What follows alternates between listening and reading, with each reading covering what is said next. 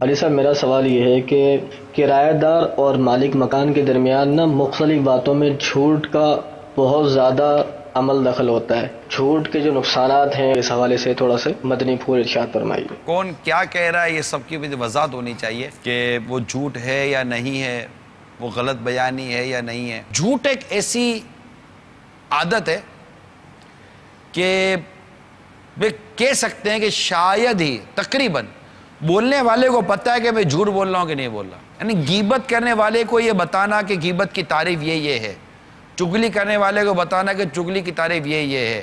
جھوٹ بولنے والے کو چونکہ وہ خلاف واقعی بات کر رہا ہوتا ہے، سچ کا الٹ ہے، جھوٹ بولنے والے کو تقریباً بہت کم شاید ایسے کیسز ہوتے ہوں گے کہ جس میں اس کو اندازہ نہ ہوتا ہو، مگر جھوٹ بولنے والے کو عموماً پتہ ہوتا ہے کہ میں جھوٹ بول رہا ہوں، میں دھوکہ دے رہا ہوں، اور میں مطلب کہ وہ اس کو بے وقوف بنانے کی کوشش کر رہا ہوں، یا جو وغیرہ وغیرہ آپ کہہ لیں۔ تو یہ تو ایک ہے، تو اس لیے جھوٹ نہیں بولنا چاہیے کہ بلا اجازت شرعی جھوٹ بولنا حرام اور جہنم میں لے جانے والا کام ہے۔ ایسا وہ حدیث مبارک بھی ہے نا کہ الصدق ینجی والکذب یہلک، کہ سچائی نجات دلاتی ہے اور جھوٹ ہلاک کر دیتا ہے۔